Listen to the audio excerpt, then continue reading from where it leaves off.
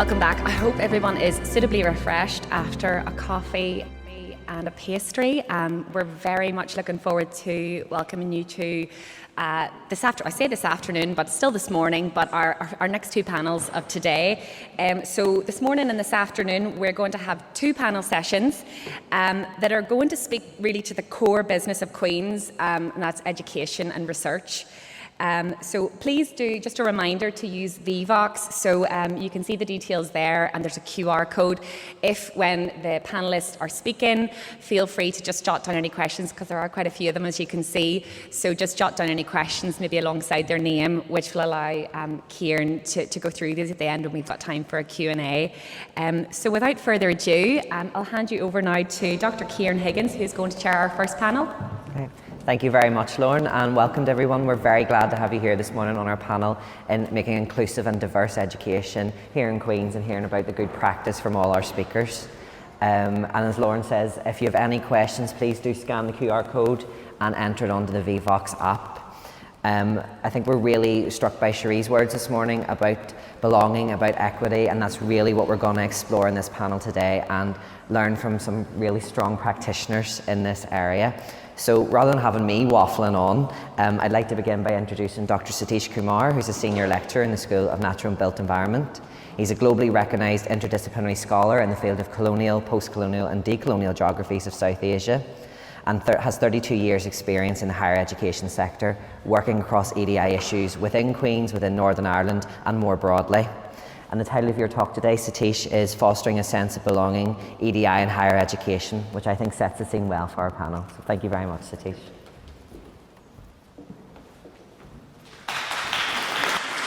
Thank you very much. I was really moved and touched by the students' voices today, and I think it's important to recognize that university without students is not a university.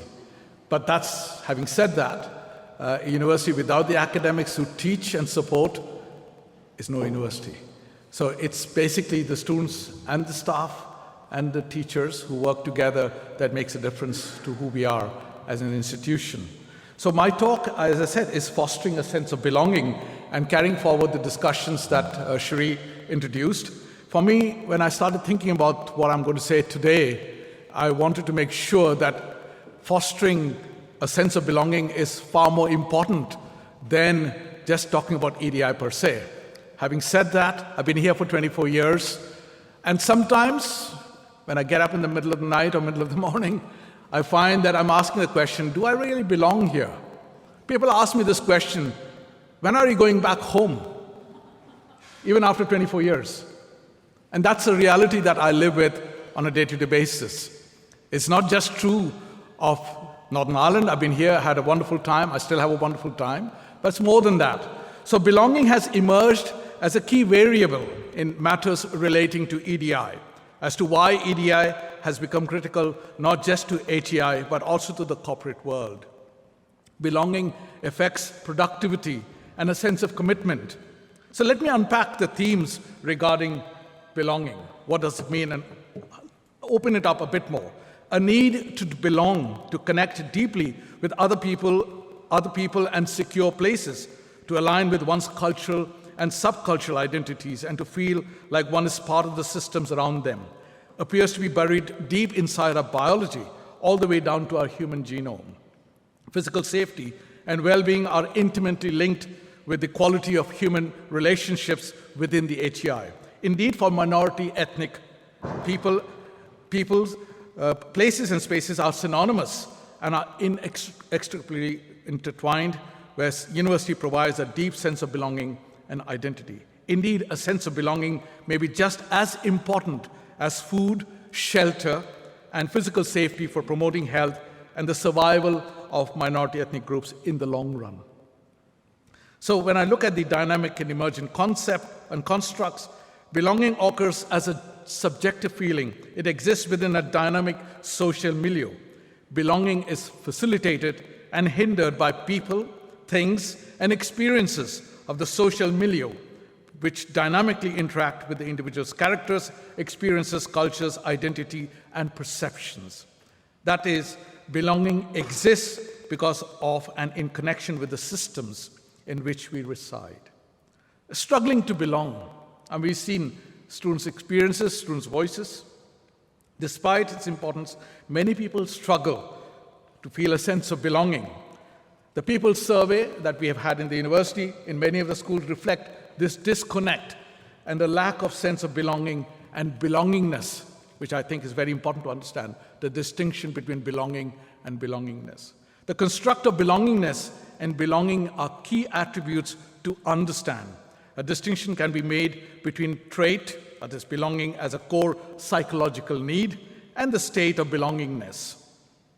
Studies suggest that the state of belonging is influenced by various daily life events and stressors.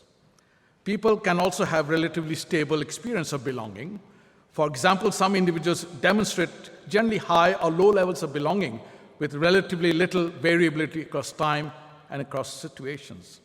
Usually, a contrived behavior by an institution, and I underscore the term contrived behavior, by an institution and its management is almost a certain sign of exclusion. Socially significant portions of people suffer from social isolation, loneliness, and lack of connection to others in the school, the faculty, the university. So it's important we see this among our disillusioned international students who have received very little guidance on plagiarism or significance of deadlines or about exceptional circumstances. Academic and social disconnections due to the deeply embedded structures in place are extremely exclusionary and ossified in nature. Thus, struggles to belong are particularly evident in minorities and other groups that have been historically excluded from mainstream university culture. EDI helps to provide a minimum solace in addressing this disconnect among staffs and students. So, for example, the sense of belonging to an HE institution may depend on the amount of support one receives from the university and their managers. It would seem that trait belongingness is crucial for mental health. And if you don't look at the sense of belonging, if you don't support, nurture the sense of belongingness, mental health is at risk. And we have huge examples and data to show how international students suffer from severe mental health problems all through the COVID and post-COVID as well. It hasn't disappeared. So providing a stable, lasting sense of belonging as opposed to a state of belonging, feelings and etc. So it's very important to see how we can make that, how we can nurture that. Just harboring a healthy sense of belonging can lead to many positive outcomes in life. And that's reflected in their productivity as a student, as a staff across the university. The importance of helping people establish and sustain a fundamental sense of belonging, focusing on competencies, opportunities, motivations, perceptions, all encompassed within the concept of equity. Are we equitable as an institution? Really important. So why EDI matters? And I think why EDI matters is a big issue, it's a big question. The data has shown that black people make 4% of UK's working age population and 8% of its science undergraduates, yet only 0.6% are science professors from that community. 0.6%. There was a report in BBC yesterday which will reiterate the points I'm making. Okay? In all academic fields, just 160 of the UK's 22,855 professors are black, and just 1/4 are women. In terms of Asian mixed or multiple ethnic identity groups, according to HESA, and other ethnicities also dwindle with seniority, especially if you are located in a science faculty. It tells a lot about our faculty and faculties. So why EDI matters? These figures show that not only the injustice, but also the way UK science is impoverished by losing diversity of thought and experience. If we are concerned about the diversity of thought and experience, we need to walk the talk. Okay? We spend more time talking because we like talking. We say we want to listen. We don't listen. We spend more time talking. We talk with the intention to break the interruption of thought. We don't listen. So, in our university, and I know I've just spoken to the Vice Chancellor in the morning as well, I said we have a one university concept. What are we doing to enforce or introduce this concept of one university? Everyone is part of that university. You know, we may not be sitting in the Lanyon building, but we are part of that university. And for 24 years, I have believed in that. I still believe in the fact they be a part of that one university. So minority, the proportion of minority ethnic communities in the professoriate and senior management roles have barely shifted from 0.5 to 0.6%, despite all the talk.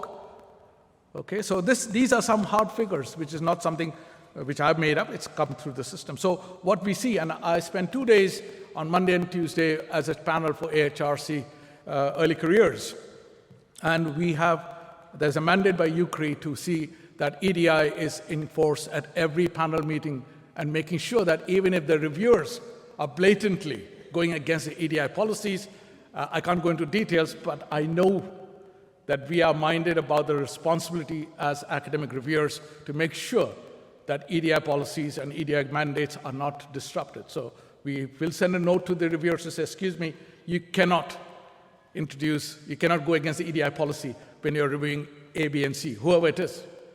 And we have seen examples of that, how bad it is in the real world. So there is what I call the affinity bias, and this is something, I'm not going to go into the aspects of EDI, what EDI stands for, but I just wanted to make sure that there is an affinity bias that comes in when people who are not, and the point is we are only guided by people who are familiar to us, similar to us.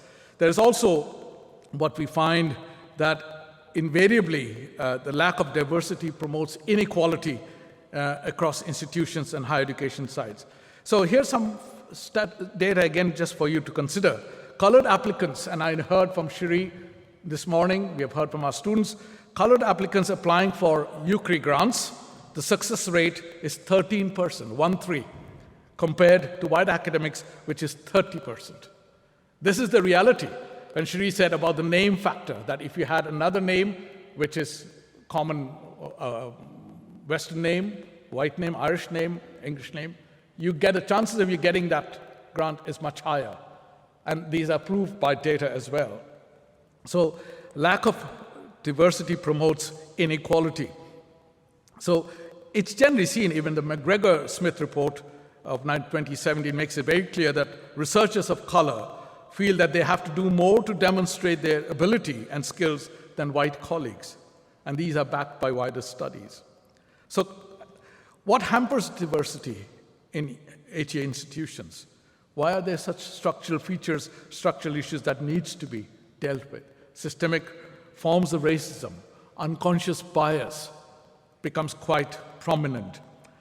There needs to be an acceptance that not everybody is being given the opportunity to flourish and to do as well as they can. Okay, I shared another experience very briefly. Is I was doing another review for early careers for arts and humanities, and I found that there was a candidate who was a full-time professor applying for an early career grant. Went through the gates, it came up to the review panel, everyone was silent and everyone was nodding their head until I raised a question and said, excuse me, this is depriving an early career opportunity. Okay, so why are we accepting this particular application? It's only when I raised the objection that they all agreed that this person is not fit to get that money. Okay, but there are people slipping through those gates all the time. So we need to make sure that it's there for us to understand that a lot of things happen. We are mindful about the opportunities, but we need to do something serious about it. So unconscious bias happens when we are under pressure, when we have a high cognitive load, when we have a deadline, a time deadline to reach a closure. And that's when unconscious bias creeps in, even though you may not be aware of it. So it's really important to create the right conditions to maximize fairness and objectivity, to maximize the livelihood of unconscious bias, to make sure that minimize the likelihood of unconscious bias affecting decisions.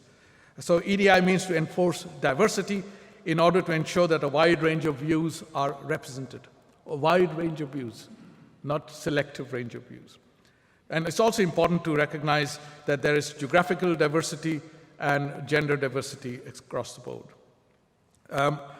Intention at the same time is to make sure that any imprecise language used in any discussions, any meetings, we keep that to the minimal. Because imprecise language also enables unconscious bias to creep in discussions, in selection committees, in progression meetings. Okay, that's something which is so really keeping look at the scoring criteria very carefully to make sure that there is no group thinking I've been in the HRC panel from 2017, and I've seen the shift now. There is no more. We are very mindful that there's no group thinking, and at the same time, we try and make sure that there's a balance of opinions coming through, and we accept. Thank you very much. But as I said, these are few issues. I didn't want to go into the thing because I was really motivated by our students, and I know there's a lot of more work to be done, but thank you very much for listening. Thank you.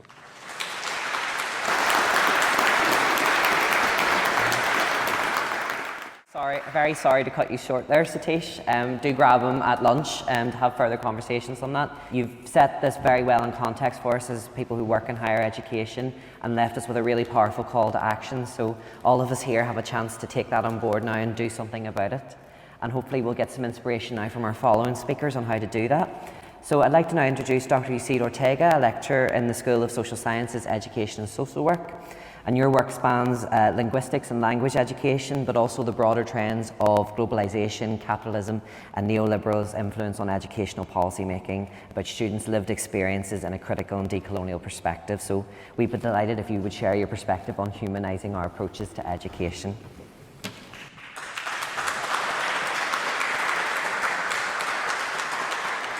Yes, thank you so much for this wonderful opportunity to share some of the thoughts that I have been working in the past few years. I'm a transdisciplinary scholar now. I've been working in the American continent, Canada, the United States, now in the UK, and then some of the thoughts and ideas that I've been sharing, or I hope to share with you today, is based on this experience to me. Another thing that I wanted to mention today is that I want to step back a little bit from the conversation to engage us into why is that all of these things are happening to us, and a little bit of the background of why. So my talk is about towards humanizing teaching approaches in general. And one of the things that I wanted to share with you today is that in the public imaginary or in the collective subconsciousness, this is more or less what some scholars have called the current modes of living, teaching, and doing research. As you can imagine, there is these things that is subconsciously in our minds, or in the collective mind, so to speak, that there are these dichotomical states of affairs, those who are on the top, los de arriba, and those who are at the bottom, los de abajo, or some other people call it los nadies, and there are some others in between that we call it the middle grounders. So when it comes to race, you can imagine the white race would be at the top and the black indigenous folks are at the bottom. When it comes to religion, you can imagine Christianity or Catholicism at the top, and then Islam and the other ones at the bottom. When it comes to gender, cisgender, heteronormative at the top, and then LGBTQ communities at the bottom. And when it comes to class, upper castes and upper classes are at the top, and lower classes, working classes, at the bottom. When it comes to education, sometimes we think that the teachers are at the top and the students are at the bottom. The teachers are supposed to be the ones who know and who have the knowledge, and the students are their empty vessels that we're supposed to provide them with information so they can go around. And then when it comes to research, quantitative approaches are at the top, and qualitative approaches are at the bottom. So imagine at the top is this idea of measuring, synthesizing, systematically taking notes and taking data, whereas at the bottom, those ethnographic community-based approaches are usually at the bottom, and sometimes quantitative researchers, they don't pay attention too much at the work that has been done creatively with our community. So this is, like I said, this is more or less what is in the imaginary, in the subconscious. However, something that Cherie pointed out this morning earlier is about this is not like this necessarily, and that's what I'm trying to get us go through. There is the idea of intersectionality, and I encourage you to look it up at some point, the idea of intersectionality, that we all who are here today, we have different experiences in terms of all of these markers of race, religion, gender, class, education, etc., and then we all don't necessarily have the same privileges. And as Cherie said this morning, it's about us to check that privilege and what privilege we have in the spaces that we share, so we can use that privilege and help those who are at the bottom of the pyramid that I was saying earlier. So once we understand this intersectionality, we stop moving from that binary mindset that I was saying earlier. So we move from that idea of those who are at the top and those who are at the bottom, and there are some in the middle. We can start fighting that invisible line that is strays between those who are and those who are not participating of the conversations. We start erasing that invisible line in between my accent is better than your accent, and the minute that we start acknowledging and trying to think about erasing that binary mode as well, then we move into something that I have called pluriversal humanizing paradigm, in which there are not necessarily binaries, but we all share different spaces at different moments and times. And then there are a couple of concepts in Latin America that I have posted there that I don't have time to go in depth, but basically buen vivir means how we can all live well with each other, and that's the message that is sent is indigenous communities in Latin America work every single day towards whatever you do with your families, relatives, communities, education, etc. What I do is going to help us, all of us, to live well with each other. And sentir pensante comes to the idea of sentir, which means to feel, and pensar, which means to think, is how we can constantly balance that idea of thinking and feeling as we go about in our lives. So based on all of these ideas, I would like to ground these theoretical concepts into some of the work that I have done with teachers and teacher educators, and some of the work that they have done already to move towards that direction of pluriversal humanizing paradigm. So case number one, I work with teachers, English language teachers in Colombia, towards the students and the teachers are creating curriculum and lessons about how we can learn English with a social justice mindset, and how they learn English with specific projects that address, for example, homelessness, drug addiction, teenage pregnancy, stray dogs and cats in the streets, things like that. So the teachers purposely ask the students to create mini projects, and as they create the mini projects, they embed the English language teaching within this, and then the students do presentations in English and Spanish bilingually to the communities, and then they return to the community with some solutions to these particular problems. The second case that I would like to share with you today, it's a colleague of mine and I have been working on anti-Black racism pedagogies in English as a second language in Toronto.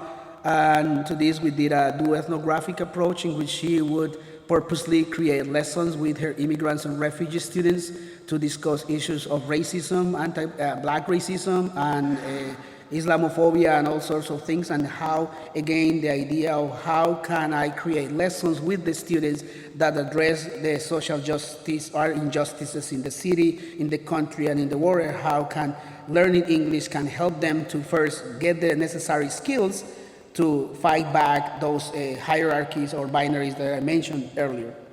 And the last thing that I wanted to share with you, because I don't want to take much of your time, and I did wanted to share with you how to ground this in the actual educational experiences. I have worked with communities of Quechua speakers, but trying to revitalize the Quechua language in Peru from the diaspora, in Canada, Peru, and different parts in Latin America. And part of this project is about how can communities in Peru can revitalize the language through online and in-person through different activities that were done through Zoom, but also in person in Canada, and try to connect this idea into the virtual but the real time. And then something that we found out was that the revitalization of the Quechua language is deeply rooted in the culture and the center of the pedagogical approaches. And online teaching that we learn, it's about the power to engage the audiences and power to engage those ones who are in the diaspora as well. So all in all of this work that they did with the Quechua speakers was more about moving away from those binaries, trying to recognize that our language, the Quechua, is not at the bottom, as I said, and not also at the top, but part of this sentient paradigm. Thank you so much. Here is my information. If you want to send me an email and get more information on these topics, you can follow me on Twitter and get my website, Soundscapes of the City. Thank you so much.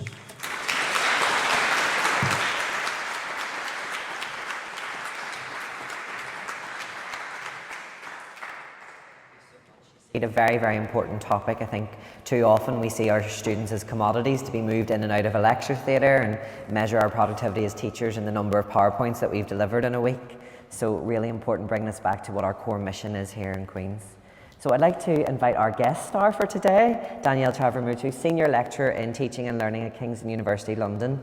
So we're really honoured to have you here today. She's going to be sharing with us her experiences and in developing skills, competencies and knowledge in anti-racist pedagogy, decolonial curriculum practice and culturally responsive pedagogy.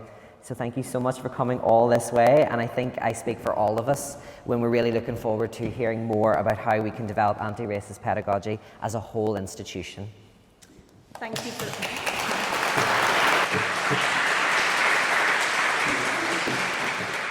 Thank you for that wonderful, warm introduction, and I'd just like to give my utmost thanks and gratitude for the student panel who sincerely moved me in your discussion. So hopefully developing an anti-racist institutional approach will be helpful this morning, and also I'd like to think it's a call for action. So I'd like to call myself a pracademic. I'm very much focused about the praxis, the doing, getting the job done rather than theorising around anti-racism. As a consultant and director of my own business, I'm also involved nationally supporting universities to do this work. And it's really important to think about how we do that practically. So hopefully you'll find this morning's session useful. So what I wanted to do is just very quickly set the scene. I set about developing an anti-racist pan-institutional project in 2021 at the height of the pandemic. And it was really necessary to start to think about training both our academic and support services staff on the basics of understanding racism and starting to think about developing anti-racist praxis across the university. And some of the feedback from that project was that a number of academics felt that they lacked the skills, knowledge and competencies to actually enact anti-racist pedagogy within their practice. What is also really important is not just listening to the stories of our students and also of our colleagues, it's also acknowledging the racial trauma, the racial battle fatigue, the weathering that takes place when we are consistently burdened with these notions of racism and being unable to fight the inequities within our workplace. And so we need to start to adopt a trauma-informed approach to pedagogy, which is part of my work at Kingston and also within my consultancy. So what we did was we created a range of tailor-made resources and specifically toolkits, one named anti-racist pedagogy, one named culturally responsive mental health and well-being, and another which was culturally responsive pedagogy, drawing on Gloria Ladson-Billings' work. So we were funded £40,000 from our access and participation funds, and we co-created this range of toolkits with our inclusive curriculum consultants and our graduate interns. And as I alluded to earlier, it was really important to think about the pedagogy, the practice within our teaching and learning spaces. As we've heard this morning, there's lots of violence and unchallenged racism that doesn't go challenged, which is really important to address within this work. And notwithstanding the race awarding gap, which is currently 15% in the sector. So these were the reasons for undertaking this work. And thinking about the anti-racist paradigm very quickly, we wanted to think about how this is based within the social justice framework, within critical theory, and how it is designed to counteract and persist the impact of racism, using praxis as a focus to promote social justice within the classroom. So rather than simply theorising the work, I wanted to ensure that academics were equipped with the tools and the knowledge to counteract racist discourse and start to evaluate their own teaching and thinking about some of the materials, some of the resources, some of the language that they were using within their everyday practice. So thinking about Blakeney and Kishimoto's work, which are pretty seminal in terms of the anti-racist pedagogy research, it's all about trying to teach about race and racism and foster critical and analytical skills to think about the power relations behind race and racism and how they've been institutionalised, how they're in the fabric of the institution. So, using Columbia University's 5 steps for action, I wanted to start off to really get staff to self-interrogate and really critically think about their positionality and power which they hold in the classroom. We then wanted to talk about how they needed to interrogate their unconscious biases, as we've heard from the panel members this morning, but also address curriculum gaps. Why are we not talking about racism? So, for example, in midwifery, we need to talk about the maternal issues, the deaths that are occurring, and the ill treatment that black women are facing in maternal services. And that needs to be front and centre of the midwifery curriculum.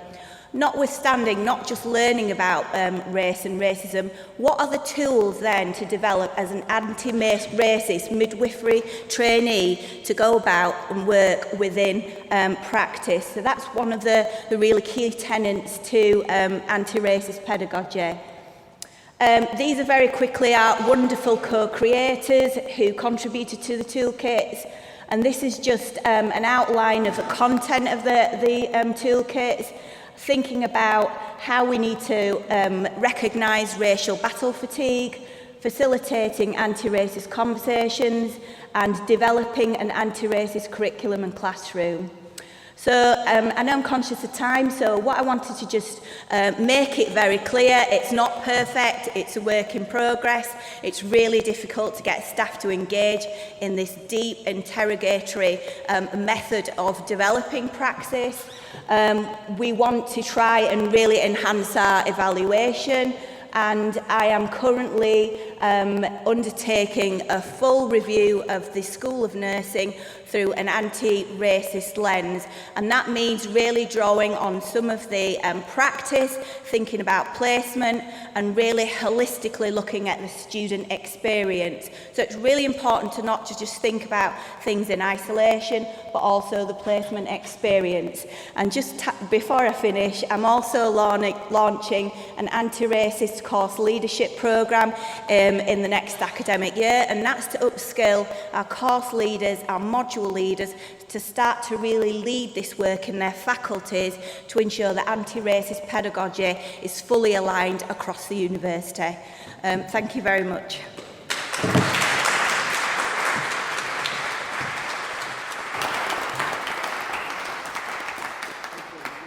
Thank you so much, Danielle, and a powerful challenge, I think, for all of us here to not only make Queen's a non-racist institution, but an anti-racist institution.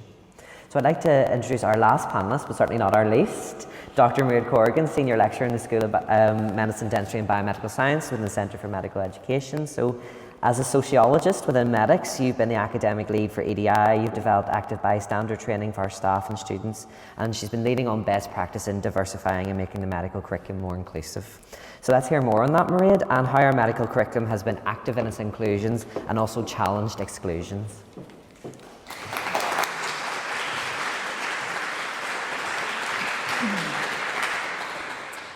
Okay, so I'd like to thank the conference for allowing me to speak today, and also I'd like to extend my gratitude to the students for being very brave in speaking and sharing your experiences with us. I know it's not easy. In my talk, I'm conscious that a lot of this, things have already been mentioned. I'll go quickly through some of the slides, but I'm going to share with you how in medical education the discourse is moving away from EDI towards a discourse where the emphasis is on active inclusion, challenging exclusions. And I'll give some examples of how we have been embedding this new approach to EDI in medical education.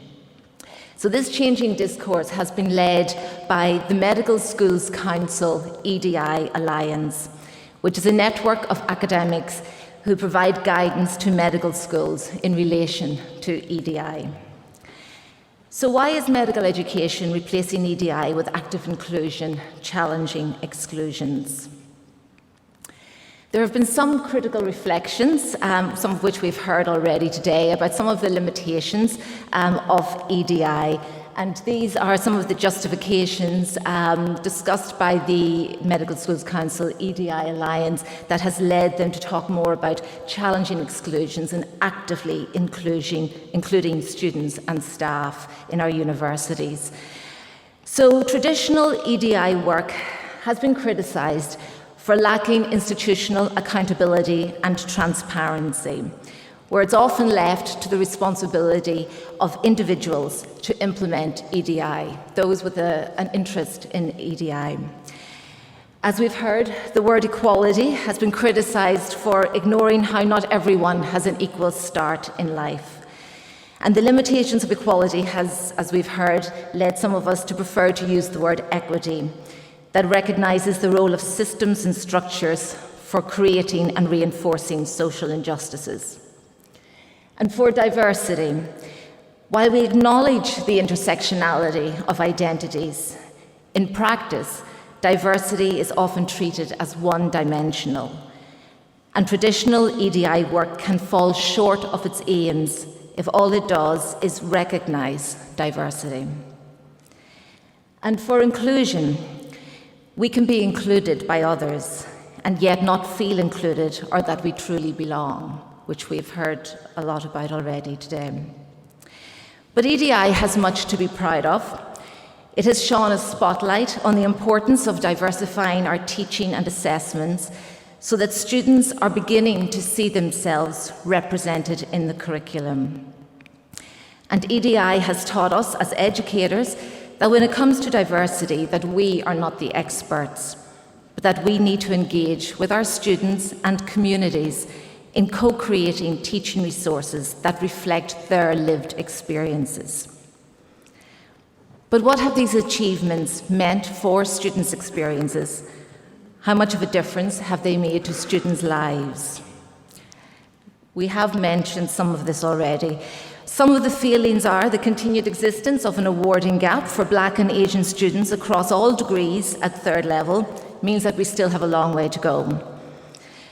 And for staff, according to Universities UK, just 19% of academic staff with a known ethnicity are Black, Asian, minority ethnic, and just 2.5% of academic staff are Black. So it was in response to these limitations of traditional EDI work that the Medical Schools Council EDI Alliance produced the document Active Inclusion, Challenging Exclusions in Medical Education in 2021 to guide medical schools how to make their environments and processes more inclusive and to address exclusions experienced by their staff and students. So linking the word active to inclusion recognises how inclusion is not a passive activity, but is ongoing. It requires institutions to continuously review and improve systems and ways of working. Challenging exclusions demand that attention is paid to structural and systemic causes of inequities. Challenging and ultimately removing exclusions requires explicit actions in the redistribution of resources, reparation and transformation, rather than a simple adoption of the language of equality and justice. And it demands transparency and accountability. So in CME, we are beginning to use active inclusion, challenging exclusions as a lens through which we conduct our EDI work. Some of our recent initiatives have included setting up a dedicated committee to develop an active inclusion, challenging exclusion strategy, whose members include student EDI champions, academic staff, and health trust staff, It actually started out as an EDI committee, but we're renamed it as Active Inclusion, Challenging Exclusions. And that has very much been embraced by our staff because, active inclusion, challenging exclusions, it's less abstract, it's kind of, I suppose, a bit more measurable. As a result of that committee, we have embedded active inclusion, challenging exclusions within existing governance structures. So it's now added as a standing item on meeting agendas, and it has replaced EDI on meeting agendas. When EDI was on agendas, there was one person who spoke to that item on the meetings, which was me. Now everyone at the meetings is now speaking about active inclusion, challenging exclusions, and how they can do this in their work. It's been integrated into student evaluations of modules and of clinical placements, and into staff peer reviews of teaching as well. So we are asking students to comment on areas of good practice that they have seen in the curriculum, in placements, on campus, and then areas that we can improve on, and how included they feel on placement, and to share experiences of exclusion. Another recommendation from the document is that active inclusion, challenging exclusions should form part of staff appraisals as well. So I just thought I'd put that out there. We are analysing data as well from student surveys. So we do survey students each year about their experiences of exclusion on clinical placement. We're also analysing data from exam results to try to understand better the awarding gap. And we are analysing data about how we select our students to identify any exclusions in our selection. We've set up systems to encourage students to report racism.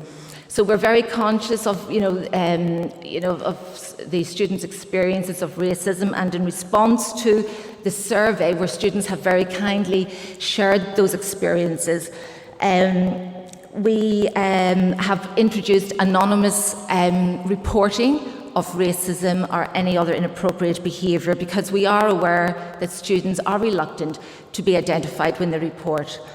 And in some trusts, we have clinicians who are providing pastoral support to students who experience exclusions on clinical placement. However, at the core of an inclusive educational experience that is equitable, inclusive and diverse, as we've said, it's really how well do people feel that they belong. So educational pedagogies and research around the awarding gap highlight the role of social capital and students' belonging for learning. Another thing that we have done in CME is that we have developed a Muslim medical student guide which was co-produced with Muslim students, that aims, in the words of its authors, to empower Muslim students, to give them the support they need to overcome any issues they may face due to their faith during their time at medical school. As we heard earlier, we've co-created workshops to give students that safe space as well to talk about racism, and without the students, we could not do our work. I could not do my work. And I know as well that the students, you've had to rely on like peer support and societies and other groups that you've set up yourselves to support one another. So we have a lot more to do. And also we take on board students' suggestions. So we have adapted clinical dress so that students of different faiths can wear clinical dress that doesn't, I suppose, make it difficult for them to practice their faith as well. So in conclusion, there was a quote about belonging that I had seen on someone's slide at another presentation, which I loved, and I eventually found it, so I'm just going to share it with you. It says, "If diversity is being invited to the party and inclusion is being asked to dance, then belonging is being asked to dance to your favourite song, and equity is being given the opportunity to host the next party." So, thank you very much.